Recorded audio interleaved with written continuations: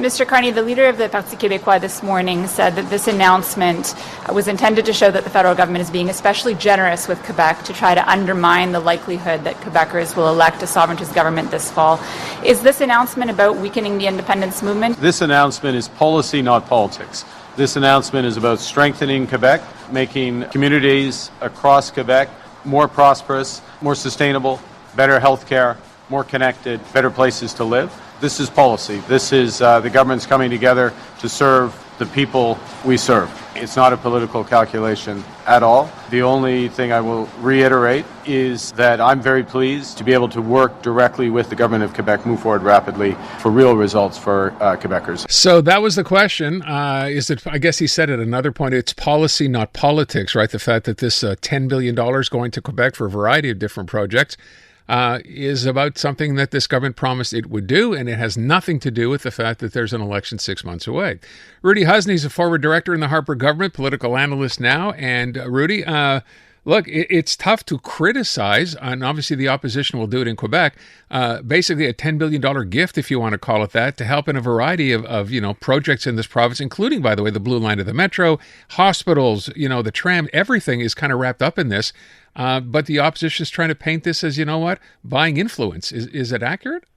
But first of all, the devil's is always in the details, so we'll have to have a look exactly. Is there some condition? It's always the problem when there's deal negotiated between the federal government and provinces, because, as you rightly mentioned, those are transportation, those are hospitals, healthcare, housing, those are all provincial jurisdiction. If it's only the federal government providing its support or its share of those projects in terms of financing, it is a good news for Quebec. It is also a good news, obviously, for Madame Fréchette, because it kind of showed that there's a different approach and that her approach compared to François Legault is working. Because don't forget, when it comes to, for example, the tramway in Quebec or even the Blue Line in Montreal, Quebec is the last province that was able to get a deal with Ottawa. All the other provinces already received, for example, money when it comes to those big projects. So the question is, why it took so long? Why, for example, Premier Legault or the Legault government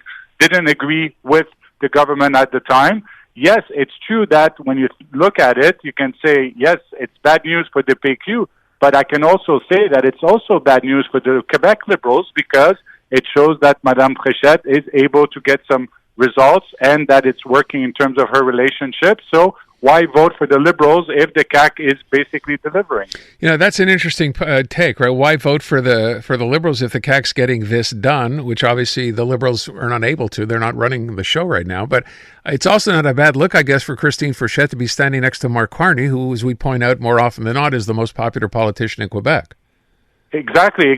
So especially that now it's the perfect timing. I mean, we're in June, people are still paying attention to what is happening in politics. Imagine if this announcement would have been made in July or, for example, in August, nobody would have paid attention, especially that she had a bad week last week. Now she's getting this. I do think that it shows that in her last stretch, in terms of political work before the end of the National Assembly, she's getting results. And at the end of the day, look, we know we need money for healthcare. We need money, for example, for Maisonneuve-Rosemont. It has been a long standing issue in terms of getting that financing and also getting that project. So I think it's good news for Quebecers. But again, just make sure that, there's no some condition, because sometimes that's what happens. The federal government cannot direct provinces to spend money on certain projects. It's always the purview of provinces who decide which project is a priority. So I want to go on to talk about something related to Mark Carney, but not about the announcement today. And Pierre Poilievre came out, and I know that he tried to have an emergency meeting on the fact that there's now technically a deficit because of 2 quarters that have we've seen the GDP go down. And then he brought up the point, and I know I've heard this before, but maybe this is getting a little bit of traction. Mark Carney, and the question I guess Pierre Poilievre asked, where is Mark Carney? Because he's not in the House of Commons, he's not in Parliament. And I know that there's an analyst, Chantal Hébert with Radcan, who basically says he's only been there basically a third of the time. So is this fair criticism for him not being there or not? Yes, actually, it's 1/4 of the time, about 26%. And it's David Aikens from Global News who made that summary. And yes, I think it's a problem because especially when the Prime Minister is in Ottawa, and for example, he was in Ottawa on Monday, it's not like he was out of the country, but he chose not to be in Parliament, not to attend question period. And when you look at the record of former Prime Ministers, including, for example, Prime Minister Trudeau, his average in terms of attendance was about 41%. Stephen Harper, it was about 65%. And especially when we talk about the economy and the news of Friday about the recession, you should hear it first from the Prime Minister. So I find it odd that, especially on the economy, a topic that Mr. Carney is able to defend himself in the House of Commons, he chooses not to attend. I understand that he's traveling. I understand, for example, today he was in Quebec. But I believe that when he's in Ottawa, he should be in the House of Commons because at the end of the day, that's how our system works and that's how the opposition, and it's not only the Conservative, but also the NDP and the Bloc Québécois, that's the only opportunity they have to hold the Prime Minister to account. It is at 2 o'clock at question period. Have you heard reaction from the Prime Minister to this? No, but I think that slowly, that narrative, and it's not a good narrative for a Prime Minister. Look, remember 2011, it was a debate between Jack Layton and Michael Ignatieff at the time, and also Michael Ignatieff, he was leader of the opposition, but he had a very bad showing in terms of the House of Commons, and he threw him during a debate. You don't get a promotion when you don't show up to work, so I'm just saying, as a Prime Minister, he should be careful in terms of his attendance during question period because it shows a lack of respect, and also it can be a narrative that can hurt him, for example, in the future. Okay, let me move on to talk about this meeting between Dominic LeBlanc on trade with Jameson Greer, who's the lead U.S. trade representative here. The story today, Rudy, was Canada's looking for a 16-year extension to CUSMA. Where do we go from here? Because that seems like something the U.S. is not willing to do. Look, what is happening is that we know that the deal, the deadline to make a decision to either stop the deal or to renegotiate the deal was July 1st. U.S. and Mexico have already started to have what they call technical discussion in terms of the free trade agreement. Canada today, and it was a letter that was sent to the U.S., also saying that they're willing to renegotiate that famous CUSMA deal. So now it's up to the U.S. and to Mexico and to Canada to find a timetable and also to see exactly what are the topics that are going to be negotiated. I know it's easy in terms of Canada. We want to make sure that there's no tariff on aluminum, lumber, and autos and manufacturing and our exports.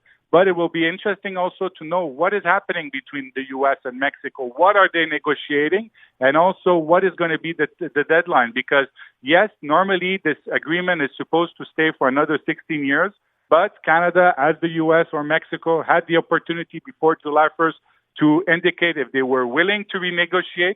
Now Canada has done it. So now it's all up to the U.S. also to see exactly what is going to be negotiated. And also my first question is, under what timetable? Because from my previous experience as a former negotiator for Canada-EU trade agreement, for example, normally you know exactly what are the topics, what are the dates, and there's what we call rounds of negotiation. For the moment, we don't know what's happening. Dominic LeBlanc is in Washington meeting with his counterpart, and we'll see also what are going to be the offensive issues in terms of the U.S. We know, are they going to ask for supply management? Are they going to ask for U.S. alcohol to be back on shelves in Canada? I believe those are kind of the asks from the U.S. You know, to your point about not knowing, really what's going to happen here, everything is kind of so vague other than we know July 1st is a deadline. Is this by design from the U.S., just trying to muddy the water here or not? No, I mean, it was actually in the first agreement that was negotiated with Mr. Trump that it was a mandatory decision that after 5 years, every country had to indicate if they were willing to continue or if they were willing to renegotiate. Now the question is, now that all three countries have accepted that there will be renegotiation, now it's a question of what are we going to be negotiating and also what's going to be on the table, because I know that, for example, in terms of Quebec, culture is not on the table. That's something that it's been a long-standing policy. We don't want to talk about, for example, cultural exemption. We'll see if the U.S. are going to try to force that debate. So that's now the question of just singling out all the topics, all the chapters, as we call it, for negotiation. Just one other question I have with respect to this. There's an out here, right? 6 months notice that you want to get out, and anyone can pull that out of their pocket, right? Yes, exactly. So Canada could have said, look, we're out. It means that CUSMA, the tariff would have to renegotiate another agreement, and that certain things that were already tariff-free would have had become with tariff, and that we would have to have a bilateral agreement between Canada and the U.S. And that's not something that really works in our favor. No, because right now, even if we have some problems with the U.S., about 80 to 85% of our exports are tariff-free. Got it. Rudy, thank you so much. I appreciate it. iHeartRadio is throwing it back. 2010s, the decade. To the days of huge hits and unforgettable anthems. A non-stop stream of the biggest and best. Drake, Rihanna, Beyonce, Katy, Gaga, The Weeknd. And more. All your decade-defining favorites all in one place. Hi, it's Katy Perry. Hey, it's Bruno Mars. This is Kesha. Find 2010's The Decade on the free iHeartRadio app. Preset the station so it's always one tap away.